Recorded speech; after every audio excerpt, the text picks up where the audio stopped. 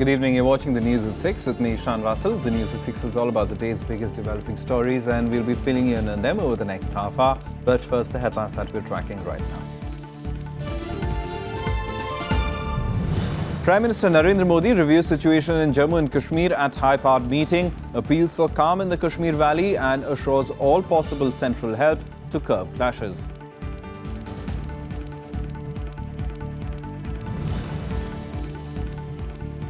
Flood fury peaks in several parts of the country. 26 people killed in rain-related incidents. Lakhs of people displaced from their homes as major rivers flow above the danger mark.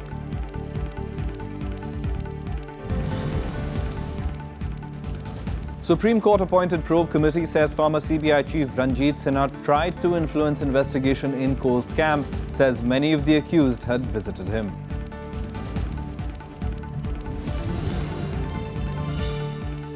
And China's claim on the South China Sea suffered a huge setback. In a unanimous ruling, the Hague Court of Arbitration rules that its assertion of rights have no legal or historical basis.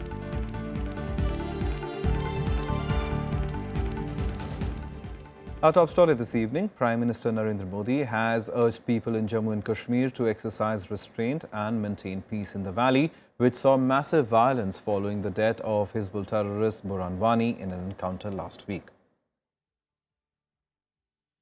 Within hours of his return from his Africa tour, Prime Minister Narendra Modi convened a high-level meet to review the situation in Jammu and Kashmir. Ministers and top officials from the Ministries of Home, Finance, Defence and External Affairs were present at the meeting along with National Security Advisor. The Prime Minister was given a detailed presentation on the situation in the valley, where 24 people lost their lives in clashes between security forces and protesters. The Prime Minister has made an appeal for maintaining peace and calm in the valley and has hoped that the situation would come back to normal very soon. The Prime Minister, on his behalf and on the behalf of the Government of India, has also extended every possible assistance and cooperation to the state government in dealing with this situation. And thirdly, the Prime Minister has also expressed the hope that none of the innocent people would suffer from any kind of inconvenience or harm. Expressing concern, opposition parties urged effective steps by the centre and state government to normalise the situation. जहाँ तक ये extremist है, इनके खिलाफ action लेकर देश की एकता और अखंडता को बरकरार रखना ये जिम्मेदारी सबकी है, इसके अंदर कोई दो राय नहीं है। जो भी ज़रूरी है उसके लिए करेगा, लेकिन उसको एक बहाना बनाकर आम निर्दोष लोगों के ऊपर गोलीबाजी करके जान इस तरीके से ले, ये हम समझते हैं उचित नहीं है। इसकी हम घोर खंडन करते हैं। देखिए, कश्मीर की स्थिति बहुत गंभीर है। केंद्र सरकार को स्थिति को नियंत्रण में लाने के लिए कश्मीर की सरकार की मदद करनी चाहिए। गृह मंत्री ने जम्मू कश्मीर के मुख्यमंत्री से बात करके उन्हें भरोसा दिलाया है और ये जो आतंकवादी गतिविधियां हैं ये सीमा पार से प्रोत्साहित की जा रही हैं। पाकिस्तान भारतवर्ष में अव्यवस्था पैदा करने के लिए आतंकवादियों का प्रयोग कर रहा है। Meanwhile, separatist leaders who extended their strike call for 2 more days emphasized the need for a political solution. The only way out of this problem is to address the problem politically, not militarily, and initiate engagement among all the stakeholders to the issue, that is India, Pakistan, and most importantly, the people of Jammu and Kashmir, with a view to resolve the issue once and for all. Security forces have been asked to ensure the safety of Amarnath pilgrims and increase vigil along the border to check fresh infiltration attempts. Earlier, the Home Minister held discussions on the prevailing situation with opposition leaders, including Congress Chief Sonia Gandhi, former Chief Minister Omar Abdullah, and the parliamentary leaders of all parties. Vishal Dahiya, Rajya Sabha TV, Delhi. India sent out a strong message to Pakistan asking it to stop interfering in its internal matters. Reacting to Pakistan Prime Minister Nawaz Sharif's statement expressing shock over Burhan Wani's killing, India said Islamabad's continued attachment to terrorism stands exposed. India sending out a strong message to Pakistan to not intervene in its internal matters. MEA spokesperson Vikas Swarup speaking from Nairobi after a statement from the office of the Prime Minister of Pakistan, Nawaz Sharif, calling slain Hizbul Mujahideen militant Burhan Wani a Kashmir leader. India saying Pakistan's statement only highlighting its continued attachment to terrorism. Jammu और कश्मीर पर हमने पाकिस्तान के बयानों को देखा है। इन बयानों से ये स्पष्ट है कि पाकिस्तान निरंतर आतंकवाद के साथ है और उसे अपनी राष्ट्र के नीति के रूप में इस्तेमाल करता है। हमारी पाकिस्तान को सलाह है कि वो अपने पड़ोसियों के आंतरिक मामलों में हस्तक्षेप न करे। Nawaz Sharif's office in the statement also expressed deep shock at Wani's killing. The Pakistan Prime Minister's office also blaming Indian military and paramilitary forces for alleged use of excessive and unlawful force against civilians protesting against Wani's killing. The statement further added, oppressive measures such as these cannot deter the valiant people of Jammu and Kashmir from their demand of exercising their right to self-determination in accordance with the UN Security Council resolutions. Pakistan, however, did not stop at issuing statements. Foreign Office summoned Indian High Commissioner Gautam Bambawale and conveyed Islamabad's serious concerns over the killing of Wani and death of civilians. आज कश्मीर में सड़कों पर नहत्ते कश्मीरी हैं जिनको कुचलने के लिए और उनकी आवाज को दबाने के लिए बंदूक का बेदरेग इस्तेमाल किया जा रहा है।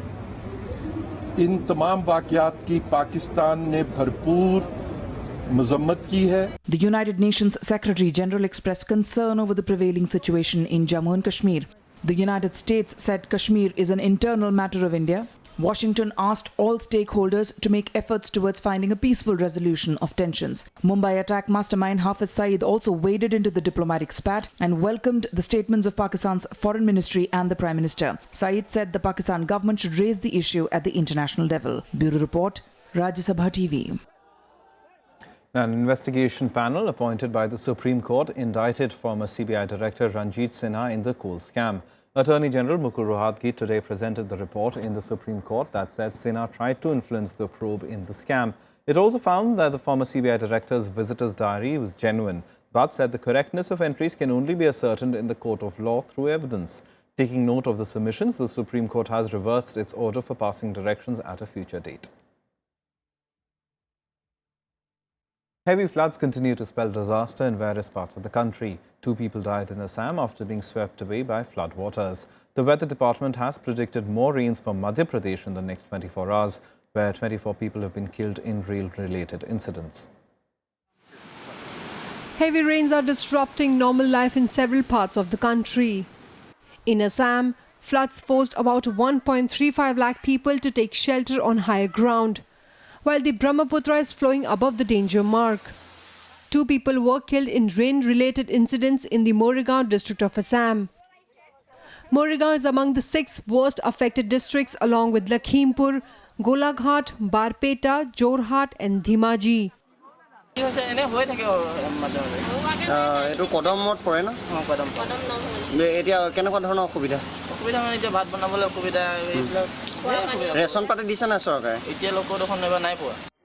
In Madhya Pradesh, 22 people have lost their lives so far, while 70,000 people have left their homes.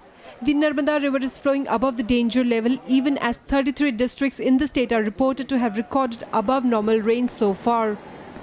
पिछले 24 घंटे में करीब 1450 लोगों को तो हमारा होम गार्ड और SDRF के द्वारा बचाए गए हैं और करीब 375 टीमें अभी काम कर रहा है इसमें बचाव कार्य में और खासकर जो है विदिशा, रायसेन, छिंदवाड़ा, बैतूल और बालाघाट इस एरिया में अभी काफ़ी स्थिति खराब है.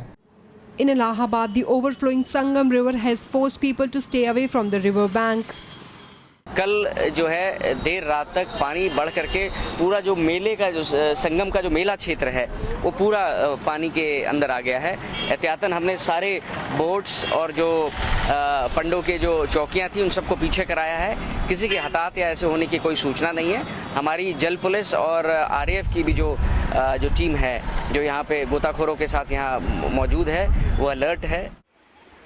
Several parts of Maharashtra also continue to reel under a flood-like situation due to the non-stop rains. At most places, rivers are flowing above danger mark. Nasik, Kolhapur, parts of Konkan, Marathwada and Vidarbha regions are among the areas reeling under flood-like situations. Bureau Report, Rajya Sabha TV. Some more national news stories now nationwide. In the National Herald case, the Delhi High Court today set aside a trial court order summoning documents from the Ministries of Finance and Corporate Affairs and the balance sheet of the Congress party for 2010-11. The High Court was hearing the petitions of Congress President Sonia Gandhi, Party Vice President Rahul Gandhi and other leaders. The petitions challenged summoning of documents by BJP leader Subramaniam Swamy. The National Investigation Agency today arrested 2 key members of the Hyderabad IS module that they had unearthed last month. Telangana Intelligence Department officials named the accused Yasir Niamatullah as the chief of the module and Ataullah Rahman, his associate, as a motivator who raised funds. Both were produced in court. They are among 5 city-based people who were arrested on the 29th of June for involvement in the alleged terror module.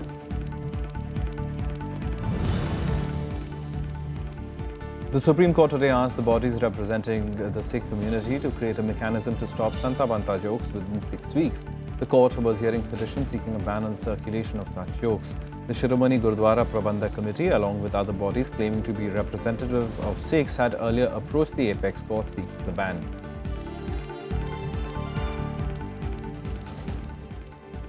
Time for us to take a short break. Lots more on the other side. Do stay tuned.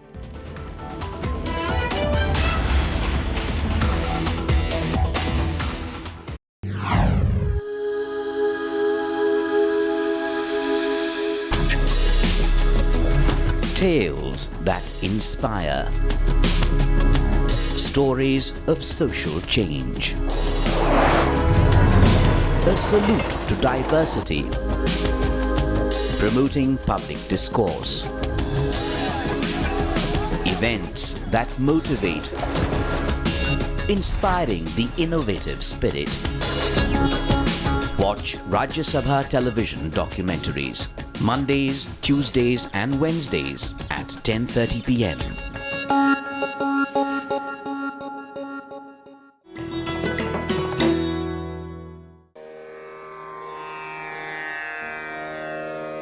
The sacred relics of Buddha were unearthed in Piprava in Uttar Pradesh.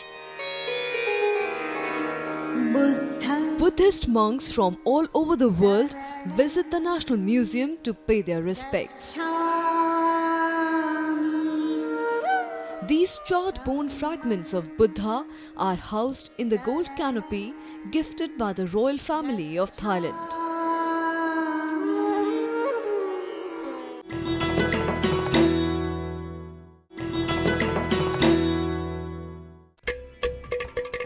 Ghata, one of the oldest and most unique percussion instruments of southern India. You can play it not only with your fingers, but palms, wrists and heels as well. You'll be surprised, but the air inside the ghatam reverberates, creating the musical notes. 5 elements of nature, earth, water, air, fire and space make up the composition of this beautiful musical piece, which has found an apt place in most of the ancient books.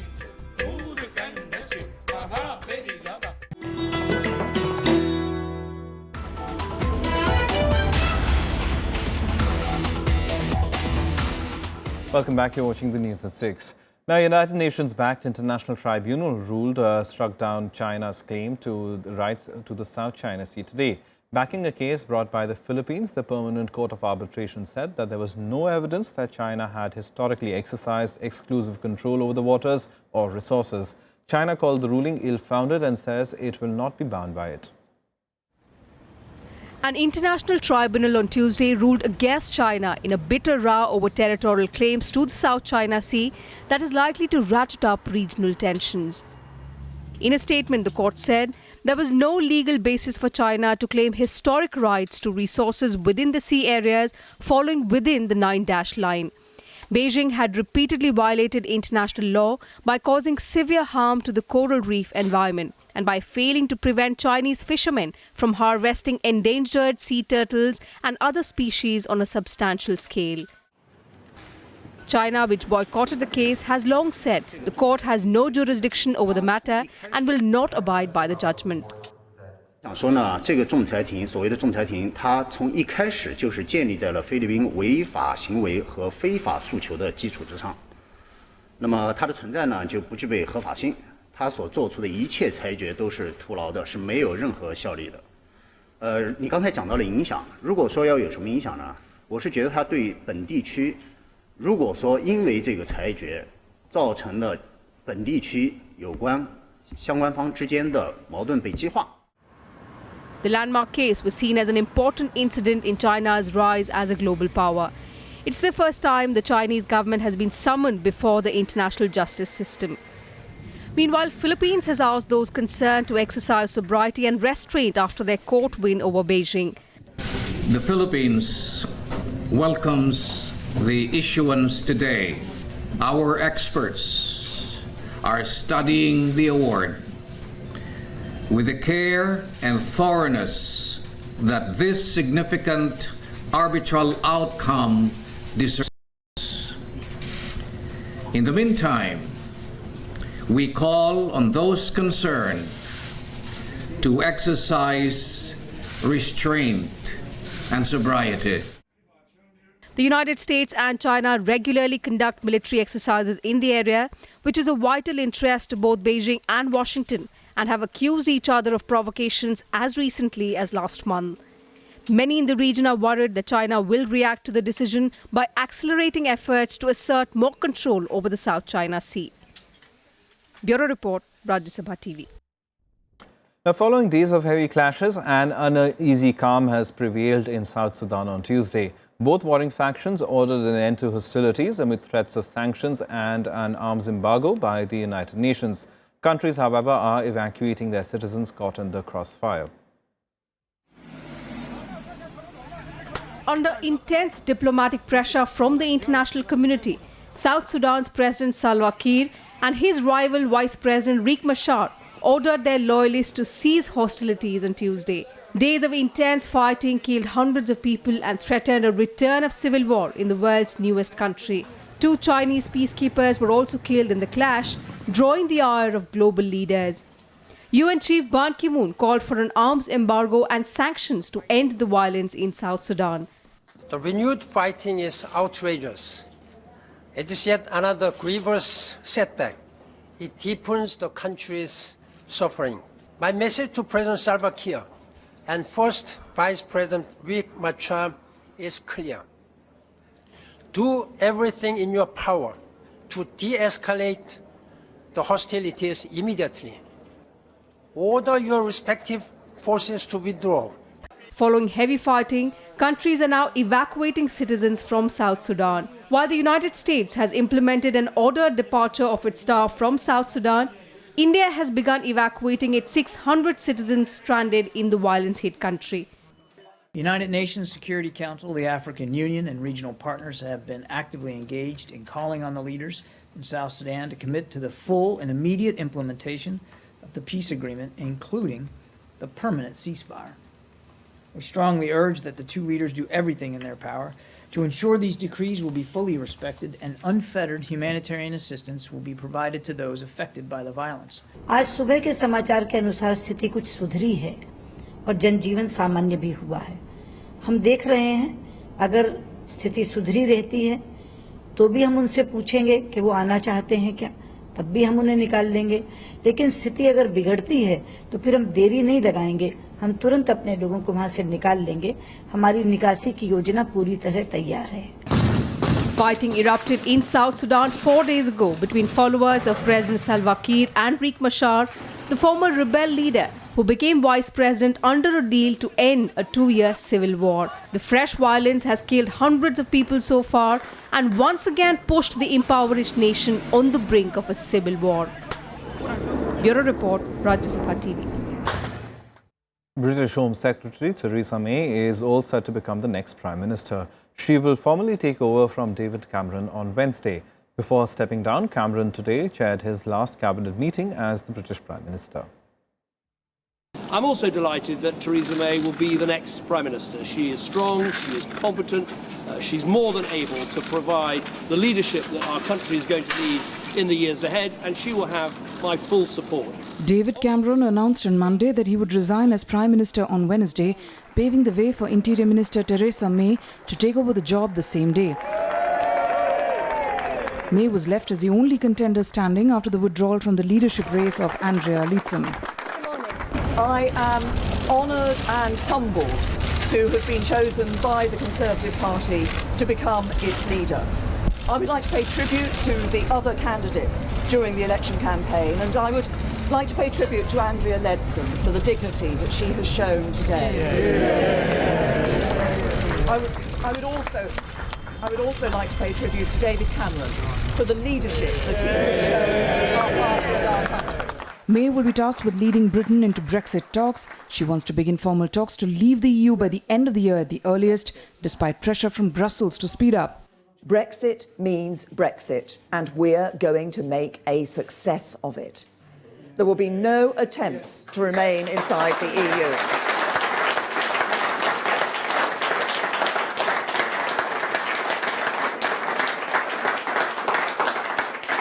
There'll be no attempts to rejoin it by the back door, no second referendum.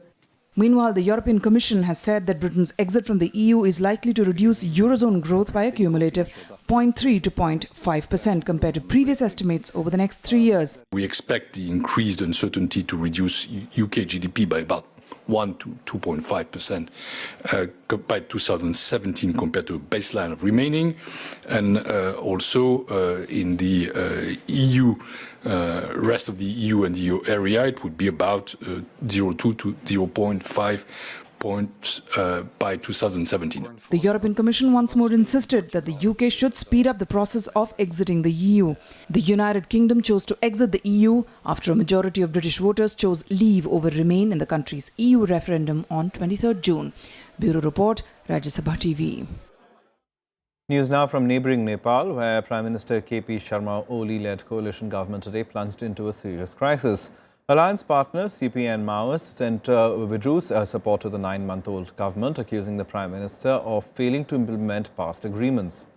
CPN Maoist chairman Prachanda claimed Oli's party had not implemented the 9-point agreement signed between the CPN-UML and the Maoist Centre in May and the Gentleman's Agreement for the Change of Guard. He said the party's decision to withdraw support from the government would help build a national consensus. On Monday, Prachanda had met Nepali Congress President Sher Bahadur Debua and held talks on the latest political developments in the country. He's also learned to have sought the support from the main opposition, Nepali Congress, to form a new government under the leadership of his party. Some more international news now in Global Buzz. In the United States, an inmate being moved from a holding cell shot dead two law enforcement officers at a courthouse in Michigan. The assailant grabbed an officer's gun during a scuffle and opened fire.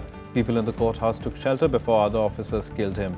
The injured deputy sheriff and another person were taken to hospital where they're in a stable condition. The mastermind of the Pakistani Taliban attack on an army school in Peshawar that left 144 dead was killed in a US drone strike in Afghanistan. According to officials, Umar Mansoor, alias Umar Narai, was killed along with another militant leader, Qari Saifullah, in the Bandar area of Afghanistan's Nangarhar province.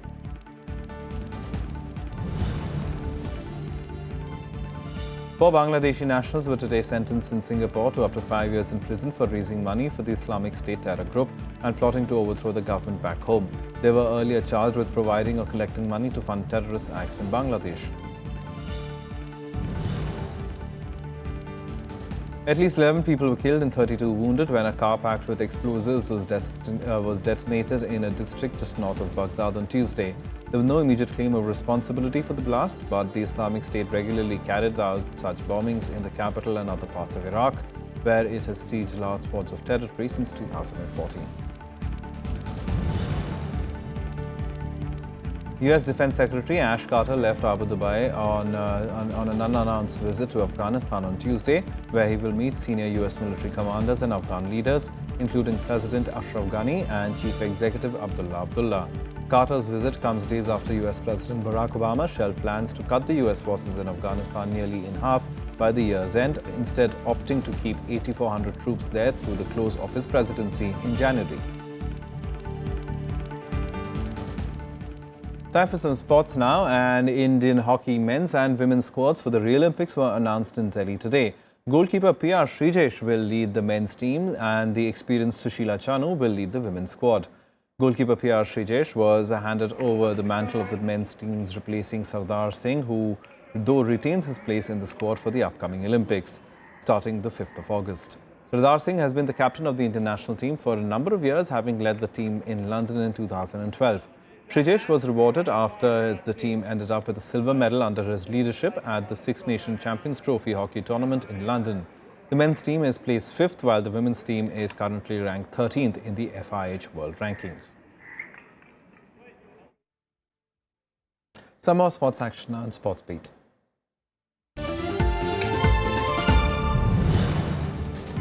Three track and field athletes, including veteran triple jumper Ranjit Maheshwari, were booked Rio Olympic berths with national record-breaking performances in the 4th Indian Grand Prix on Monday. Maheshwari and Dharamveer Singh shattered national records. Dharamveer will be the first Indian to run in an Olympic 200-meter race after 36 years, while Jinson Johnson ran the second fastest ever 800-meter race by an Indian to better Rio qualification marks. India's top golfers Anirban Lahiri and SSP Chaurasia will represent India at the Rio Olympic Games. Lahiri and Chaurasia have made the grade for the Rio Olympics as per the International Golf Federation's ranking for the men's Olympics competition. Aditya Ashok will represent the country in the women's event. World number 3 Jordan Spieth has pulled out of the Rio Olympics because of fears concerning the Zika virus in Brazil. Spieth is the latest high-profile player to pull out of the event in Rio, where the sport is making its return to the Games after a 112-year absence. World number 1 Jason Dane, world number 2 Dustin Johnson and number 4 Rory McIlroy have already pulled out. Mercedes have announced the withdrawal of the appeal over Nico Rosberg's 10-second time penalty from the British Grand Prix. The German was slapped with the time penalty after the race stewards ruled that Mercedes had breached radio transmission rules. The penalty dropped Rosberg from 2nd to 3rd, cost the German 3 World Championship points. That's all from us. Goodbye.